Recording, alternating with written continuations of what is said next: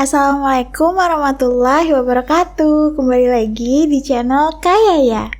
Pada video kali ini kita akan belajar bareng lagi tentang tema 8, subtema 3, pembelajaran yang keempat. Seperti biasanya, sebelum kita memulai pembelajarannya, jangan lupa untuk berdoa dan cuci tangan sebelum dan sesudah melakukan aktivitas ya. Kita masuk ke pembelajarannya. Check it out! Sebelum kita masuk ke pembelajarannya, kita baca bersama-sama yuk cerita tentang legenda 7 kepala ular. Legenda 7 kepala ular. Pada suatu masa, rakyat kerajaan Kutai Rukam di Lebong, Bengkulu, senang. Putra mahkota Gajah Meram akan menikahi seorang putri dari kerajaan Sukanegeri.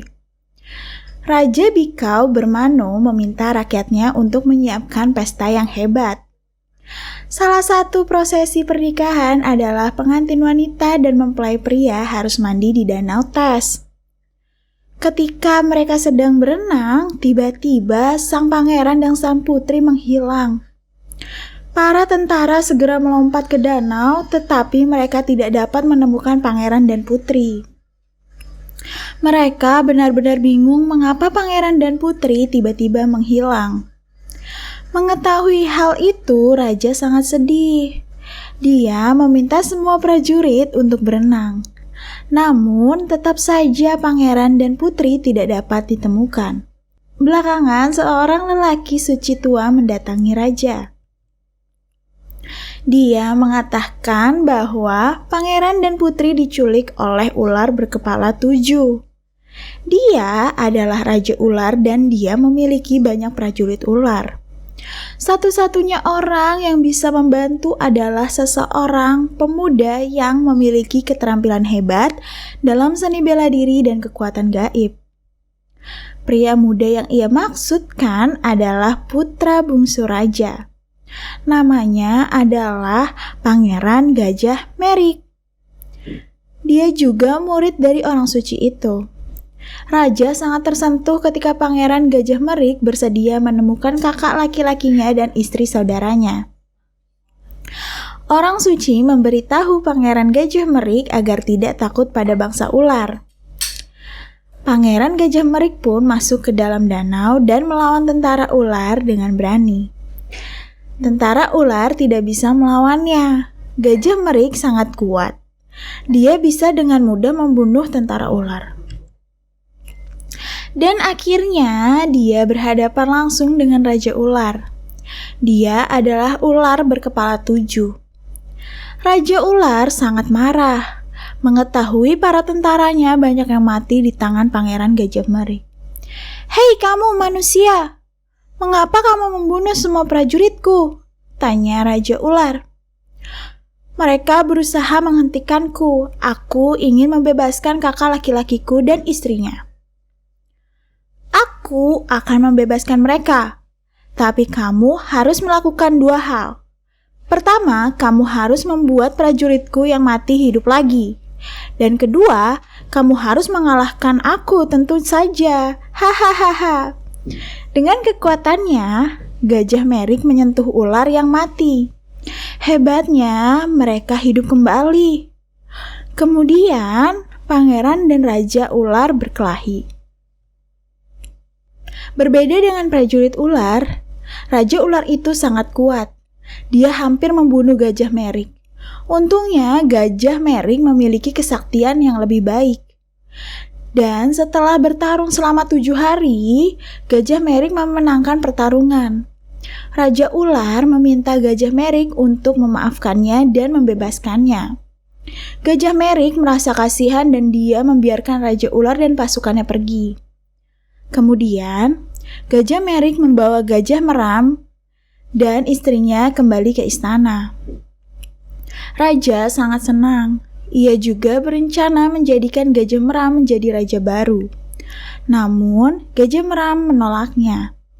Dia mengatakan Gajah Merik lebih baik menjadi raja berikutnya. Dia sangat berani dan kuat. Dia juga memiliki hati yang luar biasa. Dia rela mengorbankan dirinya. Gajah Merik setuju untuk menjadi raja berikutnya. Tetapi dia meminta ayahnya untuk membiarkan Raja Ular dan prajuritnya menjadi prajurit. Raja setuju. Sejak itu, Raja Ular dan prajuritnya menjadi prajurit Gajah Merik. Hingga saat ini, masyarakat di Lebong Bengkulu meyakini bahwa ada ular berkepala 7 yang menjaga Danau Tes. Mereka tidak berani mengatakan kata-kata buruk saat melintasi danau. Kalau tidak, ular berkepala 7 ini akan marah dan bisa menyebabkan kejadian yang tidak diinginkan. Berdasarkan cerita tersebut, mari kita jawab soal-soal berikut. Siapakah tokoh utama dalam cerita tersebut? Tokoh utama dari cerita rakyat atau legenda ini adalah Raja Bikau Bermano, Gajah Merik, dan Raja Ular yang memiliki 7 kepala. Pertanyaan selanjutnya. Siapakah yang menjadi tokoh pembantu atau pemeran tambahan di dalam cerita tersebut? Yang menjadi tokoh pembantu atau pemeran tambahan di dalam cerita tersebut adalah Gajah Meram, putra sulung Raja Bikau Bermano, Putri Jinggai, istri dari Gajah Meram, beserta beberapa hulu balang yang disebutkan di dalam kisahnya. Siapakah yang berperan menjadi antagonis di cerita tersebut? Hayo, siapa? Tulis di kolom komen ya. Kita lanjut ke pembelajarannya. Perlu diingat ya teman-teman, karakter dalam cerita terdapat 3. Yang pertama, antagonis, protagonis, dan tritagonis. Kita bahas dari antagonis dulu ya teman-teman. Antagonis adalah tokoh yang memiliki watak yang negatif, seperti jahat, licik, penuh tipu daya, pemarah, senang melihat orang lain kesusahan, penuh iri dan dengki. Kita lanjut ke protagonis.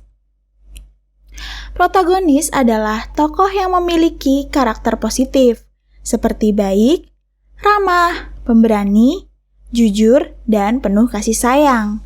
Biasanya, tokoh protagonis ini merupakan tokoh utama dalam novel. Selanjutnya ada tritagonis. Tritagonis adalah tokoh yang memiliki karakter penengah. Tokoh ini biasanya diandalkan oleh tokoh antagonis untuk dimintai pendapat, nasihat, dan bantuan.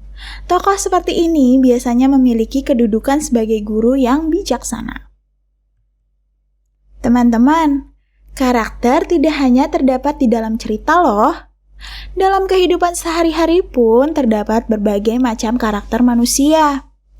Meskipun demikian, kita harus saling menyayangi dan menghormati satu sama lain.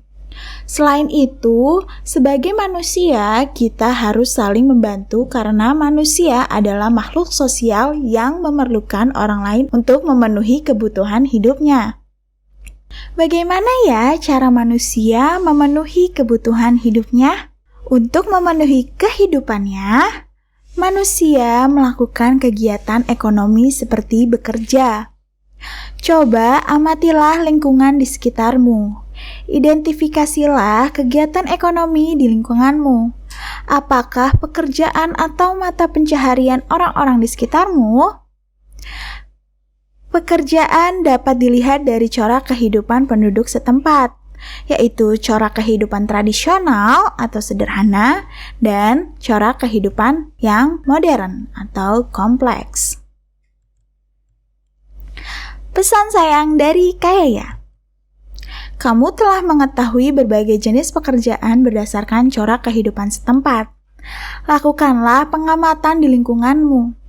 Apa saja jenis pekerjaan yang terdapat di lingkunganmu? Tuliskan kegiatan ekonomi penduduk lingkunganmu sesuai hasil pengamatanmu. Dan buatlah kesimpulan sesuai dengan corak kehidupan ekonomi penduduk di lingkungan sekitarmu. Contohnya, kebanyakan penduduk di tempat tinggalku hidup dalam lingkungan dengan corak kehidupan kompleks sebagai polisi. Kita lanjut ke pembelajaran berikutnya. Keragaman karakteristik individu. Adanya keragaman jenis pekerjaan dalam kegiatan ekonomi, penduduk Indonesia menunjukkan adanya perbedaan karakteristik individu dalam masyarakat. Adanya karakteristik individu dalam masyarakat sangat bermanfaat bagi pemenuhan kebutuhan hidup masyarakat dalam kehidupan sehari-hari. Masih banyak manfaat lainnya. Adanya keragaman karakteristik individu dalam masyarakat, terutama dalam kegiatan ekonomi. Contohnya sebagai berikut. Yang pertama, menumbuhkan sikap nasionalisme. Sikap nasionalisme dalam diri setiap individu dapat tumbuh dengan adanya rasa cinta tanah air. Yang kedua, menciptakan identitas bangsa di mata internasional. Indonesia dikenal sebagai bangsa yang beragam karakteristik masyarakatnya, tetapi bisa bersatu dalam keutuhan Negara Kesatuan Republik Indonesia. Yang ketiga, alat pemersatu bangsa. Kunci sukses mempertahankan persatuan dan kesatuan dalam keragaman yaitu memegang teguh semboyan bangsa Indonesia, Bhinneka Tunggal Ika, yang artinya berbeda-beda tetapi tetap satu jua. Dan yang keempat adalah sebagai ikon pariwisata. Kekayaan khazanah budaya masyarakat Indonesia yang beragam memberikan nilai keunikan dan keindahan tersendiri, sehingga mampu menarik wisatawan mancanegara untuk mengetahui dan mempelajari keragaman budaya Indonesia. Yang kelima, menambah pendapatan nasional. Dengan menjadi simbol pariwisata, otomatis akan menambah devisa atau pendapatan negara. Hal tersebut bisa terjadi karena banyak wisatawan asing dan domestik yang berkunjung ke tempat-tempat pariwisata Indonesia. Dan yang keenam adalah memupuk sikap toleransi. Adanya keragaman karakteristik masyarakat Indonesia menuntut sikap toleransi yang tinggi dari segenap masyarakat Indonesia untuk tetap menjaga keutuhan Negara Kesatuan Republik Indonesia. Sikap toleransi antar masyarakat dapat ditunjukkan dengan sikap saling menghormati perbedaan yang ada, tolong-menolong tanpa mempersalahkan perbedaan yang ada, dan menjunjung tinggi kepentingan bersama daripada kepentingan individu atau kelompok. Another pesan sayang Kayaya. Sudahkah kamu memupuk sikap toleransi dalam keragaman dengan masyarakat di lingkungan tempat tinggalmu? Apa bentuk tindakan memupuk sikap toleransi dalam keragaman masyarakat di lingkungan tempat tinggalmu? Coba kamu tuliskan tindakan-tindakanmu yang mencerminkan sikap toleransi dalam keragaman masyarakat di lingkungan tempat tinggalmu. Jangan lupa, hasil tugasnya dikirim ke Ibu Bapak Guru ya. Semangat! Sekian video dari Kayaya, kurang lebihnya mohon maaf. Wabillahi taufiq wa hidayah. Wassalamualaikum warahmatullahi wabarakatuh. Don't forget to like, comment, and subscribe. See you on my next video. Bye!